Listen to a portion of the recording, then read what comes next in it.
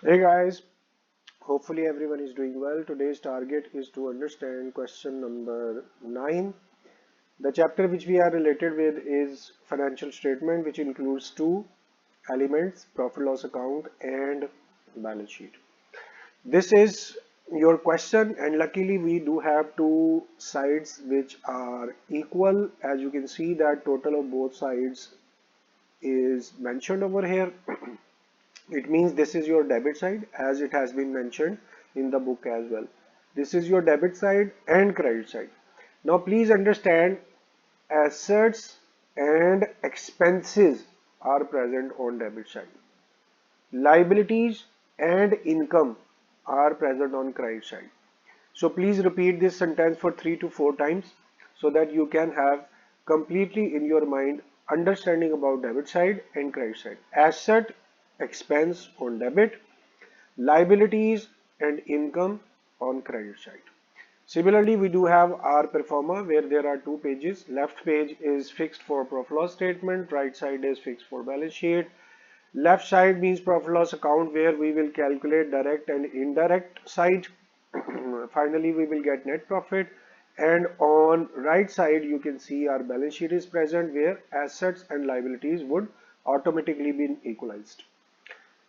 So here there was a brief introduction. Hopefully you are ready to start our question. So let's begin. First element is sale, which is your part of direct income. Here you will write sales and we will wait if there are any sales return also present in our question. So for the time being we do have just sale. Amount of sale is 408000. View is little blur, but we will try our best to write exact amounts. 408000. Next is capital 240,000. So you will come over here in liability side. What you will do, you will write capital and then you will add net profit if it is profit. So for the time being, we are related with capital and amount of capital is 2,40,000. You will mention this amount in front of capital. Then we have creditors 207,120. No, we have bank overdraft. This is our bank overdraft. Again, it is current liability. So you will choose this side. Bank overdraft is a sort of short-term loan. So you will mention it in current liability, amount of which is 207,120. 207,120 bank overdraft is written. After which we have creditors. Creditors are also part of current liability. So you will choose current liability side and amount of creditor is 240,000. Just write down 240,000 over here. Okay, we have amount of capital and amount of creditor same, but it's all right. Next is stock 120, but please understand it is 1st January. So since date is clearly mentioning that it's your opening stock, 1st January opening stock. So you will start making your cost of goods sold. We'll write opening stock over here, amount of which is 120,800, mention over here. After opening stock we have purchases. So you will mention purchase in cost of goods sold and amount of purchase is 463,200. 463,200. As I was telling you, print is not as good as it should be. So here purchases are needed to be added. After purchase we have sundry debtors. Part of current asset will go in asset side. So sundry debtors are mentioned over here. Amount of debtors, carefully we are looking at 219,320. 320. Sundry debtor has been written. Now return inward. This was the amount we were waiting. Return inward mean these are sales return. So you will mention over here amount of Return inward is 7280. Just write down over here. After return inward, we have general expenses. It is part of operating expenses. So you will mention over here, and amount of general expenses 13960. 960 you are mentioning over here. General expenses written. Now after general expenses we have plant. Plant is part of fixed asset. So you will go to asset side, and now amount of plant is 45240. Amount has been written of plant, after which we have wages.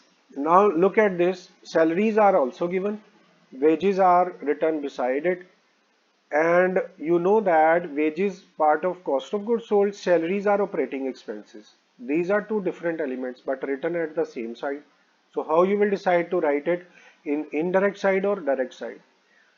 Next time, please keep it in mind, the first word would be your target. First word is wages, so you will keep it in your direct expenses. So here you will go and will write this amount in direct expenses, wages, amount of wages 33480. Write down. In this way, wages has been written. After which we have building. Building is part of your fixed asset. So here write down the building, amount of which is 1 lakh. Just write down the amount in front of building. After which we have cash in hand, and these are current asset. I have seen cash in hand and cash at bank, both were written. So to save our time, we are going to write both elements at the same time. Cash in hand 1360 and cash at bank, that is 17440. These amounts are not simple amounts, that is why we'll have to be very attentive. Drawings. Drawing is part of fixed liability. So you will subtract drawings. Amount of drawings is amount of drawing 33920. So here you will write 33920. I forgot the amount. Let's see it again. 33920. And yes, we have written the same. All right. After drawings, we have motive power. Please understand, power, gas, coal tar, we have already understood. This is part of direct expense.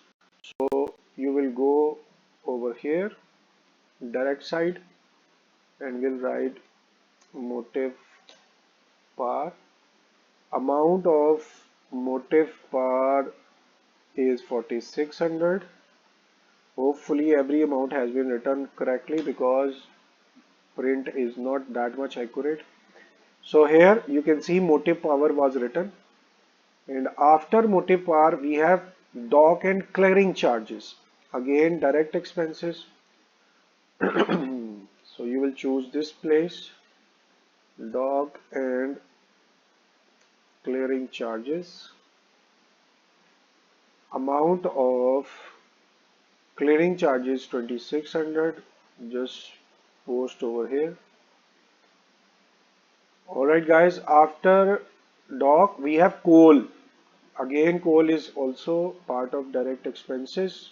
Third direct expenses, coal, that was coal, gas, water. One single word was enough, but we are writing coal, gas, water, amount of which is 3400. Alright, after coal, we have salaries. It is part of indirect expenses. So here you will go and write salaries.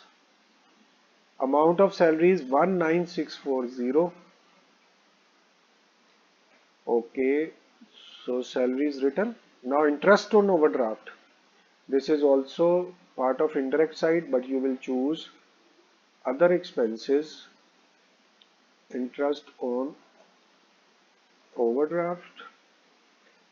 Amount of interest on overdraft is it is little behind. Uh, Perhaps it's not visible. Let me see again. 8880. I think this is the correct amount. 8880. So here you will mention 8880. Alright guys, all the amounts present in our question have been posted to their relevant places. So we are now open to start our calculations. We will start from the left side. The very first step is to calculate net sales. This is gross sale. You will subtract returns, and okay, so amount of net sales has been calculated. Okay guys, one more thing we don't have. Okay, closing stock is present over here. This was missing. Closing stock 80,000. So come over here, there are no returns. You can leave that space. Less closing stock, amount of which is 80,000. Alright, so we have opening stock plus purchases. As you know, purchases are being added and then subtract closing stock. So we have got cost of goods sold, and closing stock would also be written on asset side, amount of which is 80,000. You remember that any amount present outside the trial balance, so you will write it for 2 times. Now we will calculate sum of all direct expenses. So this is your cost of goods sold, and these are direct expenses. So finally you will add both. So this is your total cost of goods sold, and this is very interesting. You have got a loss. Situation is very different. You have got the loss. Over here you can understand this sign is clearly mentioning it's a loss, gross profit minus sign. Alright guys, there is 147360. It means there is an amount which has been written not in a proper way. Amount of wages we can see 33480. Okay, so this was the amount which is needed to be corrected, 480. So finally we have got 147360, and here this is your loss, 147360. Now guys, please understand this is a situation a little bit different because we are facing loss. So first time, since it's a loss, so you will mention gross loss over here. After which we are ready to calculate operating expenses. There are only 2. These are operating expenses, operating income 0, other expenses 8880, nothing else. Okay. Third and fourth amount, no income is over there. So finally we are ready to calculate all of our expenses. These are 4 elements where these are other expenses, and then you have operating expenses. So this is your total amount of expenses, and this was your gross loss. Now what you will do, please understand, this is minus sign. Already we were facing loss in our business. these are extra expenses we have done. Even we were facing the loss. So it means total loss would be increased. So now loss is 189,840. This is minus sign. Expenses are to be subtracted. Look at here, less and less. These were having minus sign. Minus and minus, you will add the amount and finally the sign would be minus. Over here, again you will have to alter. It was not your profit, it's your loss, and loss should be subtracted. Here you will mention your loss. Minus sign is not necessary, but for the time being you may write it over here. 189,840. We haven't checked this. 189,840 loss. So it means this side has been completed. Now finally we are ready to calculate liability side.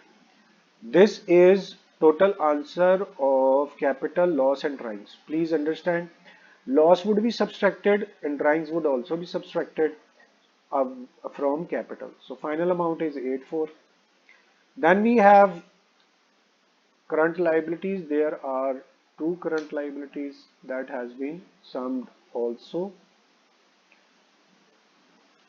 After which we will now calculate final amount, and for final amount 840, let it be calculated manually. Loss would be subtracted, so minus 189,840, and then drawings would also be subtracted, 33920. Okay, so we have got 463360 and here 463360. So this way liability side has been completed. Here what is required to be learned, please understand capital, drawings would also be subtracted and loss would also be subtracted. So from 240,000 these both amounts would be subtracted and we have got 16240. This is sum of current liability, finally 463360. Now we are going to calculate our asset side, where there are two fixed assets and we have got four current assets. We are getting their sum. There are no investments. So finally sum of fixed and current asset 463360 and 463360. Balance sheet has also been equalized. Answers are matched. Net profit, loss 189840, 189840, and gross loss 147360. 147360. It means all answers are matched. So finally question has been completed. It is requested to you, please see this what we have done. Four parts are completed and this is showing your four parts, 1 2 3 4. At here gross loss, answer was matched. Net loss, answer was matched. Balance sheet 463360, 463360. All parts are completed. It is requested to you all, please practice this question for more than 3-4 times. And after practicing, if you see anything difficult, you are very open to share your problem through messages, text, or you can directly contact to share your problem. I will try my best to answer your queries instantly. So it's time to end our lecture. Thank you very much for your time. It's time to say goodbye. Allah Hafiz.